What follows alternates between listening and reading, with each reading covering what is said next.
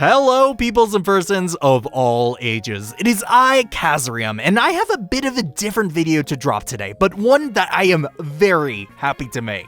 Because following the release of the Owl House's third season, the show's creator, Dana Terrace, gave an interview to CT Insider, which I'll go ahead and link down below, that goes into details about the show that we never knew about, and even reveals that the Disney executives who canceled the show in the first place now recognize how popular the show actually is, and the huge mistake that they made canceling and shortchanging the show in the way that they did.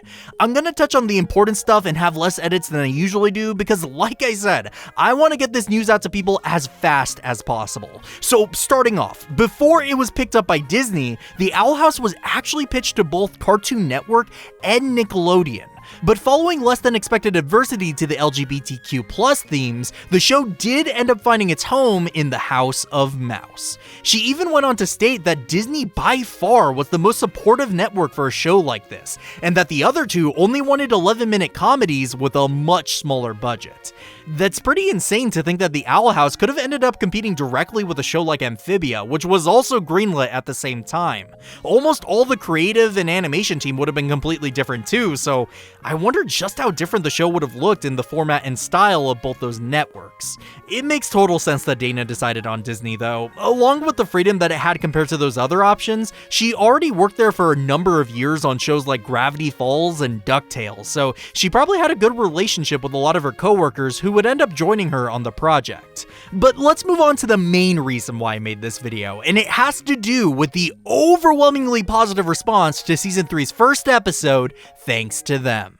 As many of you know by now, just before the release of the episode Agony of a Witch, Disney's executives met and agreed to confirm a third season for the show, but gutted it to just 3 44-minute specials because, in their words, the show no longer aligned with the Disney brand. While Dana herself has said it has nothing to do with the LGBTQ+ themes, a very likely explanation for this is that it was a panicked decision made within the first year of the Hoot-demic. For the executives at the time, in the most basic way I can describe it, there was a very public paranoia that the economy and Disney as a company would start losing tons of money due to the indefinite closure of their theme parks and ability to produce new projects that weren't filmed yet. To try to bolster their established IPs, the company ended up shifting to slashing projects that weren't well-established draws to the platform and audiences that they were supposed to appeal to. With the Owl House being a widely successful show among mid-teens to 30-year-olds, Disney was not happy that the serialized nature of the show meant reruns weren't as easy to release as other projects that weren't as serialized, like Amphibia, and didn't visibly appear as successful to the target demographic of 7 to 12-year-olds.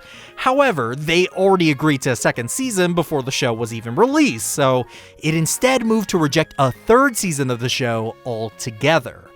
This was met with fierce pushback from lawyers on behalf of the Owl House team, who were able to successfully negotiate the butchered third season we ended up getting, to the hesitation of the executives.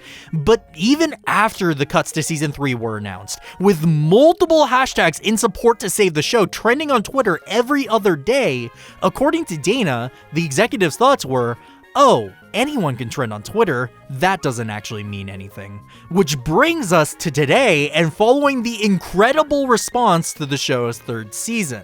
New York Comic Con was the very first and last panel that the show actually got to do during its run. However, the amount of people both physically showing up to the panel, along with the number of views of the live stream, far exceeded what Disney's higher-ups expected for a show with a very short lifespan remaining.